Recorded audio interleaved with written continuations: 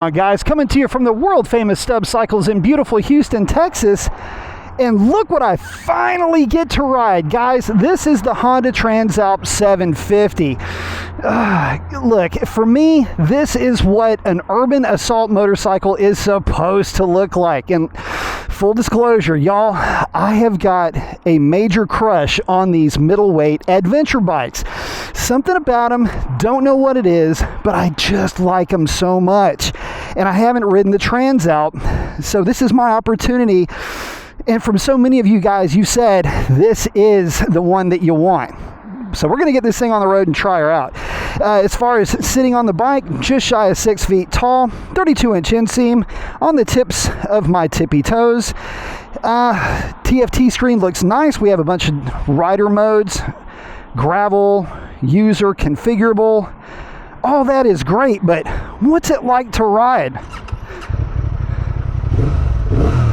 Oh, I tell you what, it sounds good. Sounds throaty. I like it. Well, let's get her on the road. Quit wasting time. Before I get too deep into this, I've got to send a huge shout out to Hunter, Tommy, and the rest of the gang at Stubb Cycles for allowing me to bring this bike to you. And already, I'm picking up on what you guys were talking about. Even with that big 21-inch front wheel, this bike feels very light on its feet. In terms of weight, this bike's checking in at 460 pounds. But man, you would never know it. It feels like I'm riding a dirt bike. Okay, so we got to talk about the power output on this thing and how it's got to be a lie already. It's a lot punchier than the spec sheet would ever have you believe. So on paper, guys, we're looking at around 91 horsepower, and I want to say 55 pound-feet of torque. Peak horsepower is available at a relatively low 9,500 RPM. Peak torque right around 7,250. But it does not run like that. It runs like it has got quite a bit more in the tank. We're kind of cruising along here, highway speeds. Let's go ahead and get her up into 6th gear. Cruising along here with the flow of traffic. Bike feels very stable, very comfortable, very upright. Great commanding view of all that is surrounding us. Tip into the throttle and she goes ahead and moves out. Certainly better than what the specs might have had you believe. As far as suspension, it's adjustable for preload out back. Other than that, very basic, but I got to tell you, for the type of riding you're going to find yourself with this motorcycle, I don't know that you'd need much more, and it is very comfortable, very compliant going over some of these expansion joints. And I gotta say, it has more power on reserve than I thought it was going to, and I don't mean to wear that point out. It's just that, well, if I'm being honest, I've ridden a handful of these types of bikes, and this is the sportiest feeling of them. It truly is. And it just feels so small. It really feels much smaller than it really is. It's certainly a substantial motorcycle, but with its bare bones approach, I don't know, guys, this thing carries its weight nicely. It does have an up and down quick shifter. Feels very direct on downshifts and on upshifts. It doesn't have a spongy feel at all to it.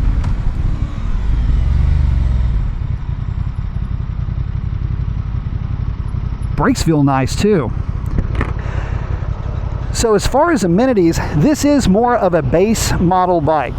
So we don't have a bunch of crash guards or luggage or anything else like that on this bike that would of course add weight. and cost to it. But I tell you what, guys, as far as bargains go, this bike checks in MSRP of $9,999. That's it. It's less than 10 grand.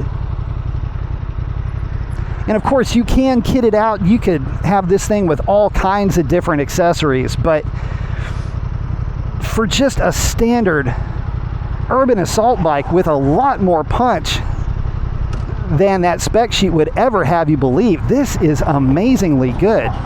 That fixed windscreen kind of begs the question if an adjustable windscreen is even necessary. Oh, and she runs good. Oh yeah, she'll get on the highway with no problem. So the way that this motorcycle feels like it's tuned, most of that power is accessible pretty much from, I would say, 6,000 RPM up to, say, well, right at that 9,000 RPM range. It's got very nice throttle mapping. And I gotta say, oh, it's so comfortable going down the road that you would be mistaken if you thought you were riding a motorcycle that was, well, either larger in displacement or certainly more expensive. We're riding the bike at about midday. That TFT screen is very clear. That windscreen's, I mean, I've got a lot of space, a lot of calm air between myself and that windscreen. It's moving air around me very nicely. No buffeting. God, this is fun. So guys, when I'm thinking of middleweight adventure bike, I think this is the bike that's going to pop up in my head. And I'll say something else too. It outperforms, or at least it feels, by butt dyno standards, like it's got more punch than some other motorcycles that I've recently ridden.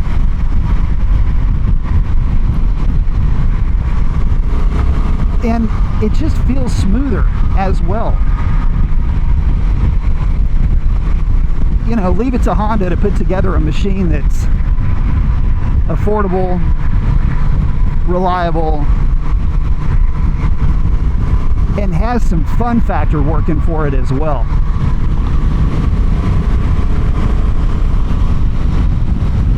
As far as engine characteristics go, you know, this parallel twin, it does a great job of doing parallel twin stuff. Sounds good, has good initial torque hit. You know, it's got a fun defining characteristic to it where it is always seemingly in its power band, but yet it still wants to carry RPM up towards the right side of the tachometer.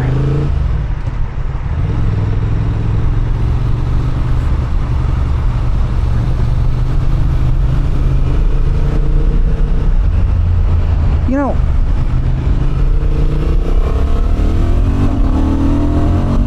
yeah, you can really feel it coming into its own at about 6,000 RPM.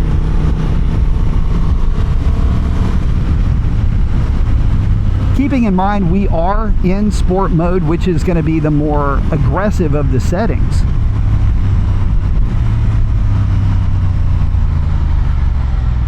But my goodness, is this thing fun.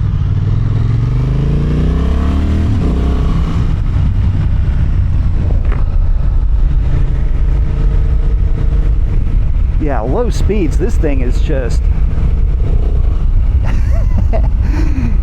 it's just flickable, if not darty. Look at that.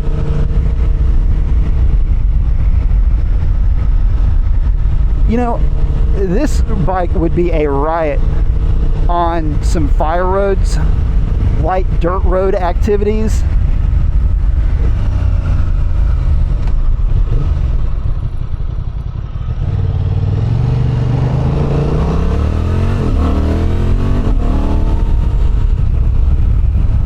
Oh yeah, this thing is exactly what I was hoping that it would be. A big old bump back there, and this thing just soaked it up.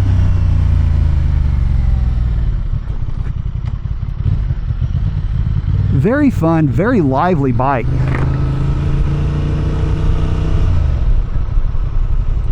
Let's get her back here to the MSF course. See how she gets around here. Dropping her in, making the corner, looking where we are going to be.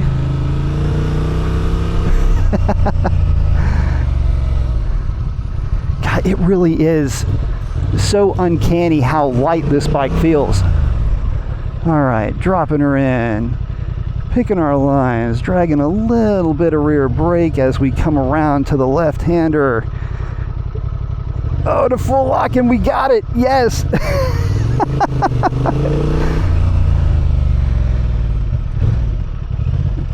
Sorry guys, I'm having too much fun.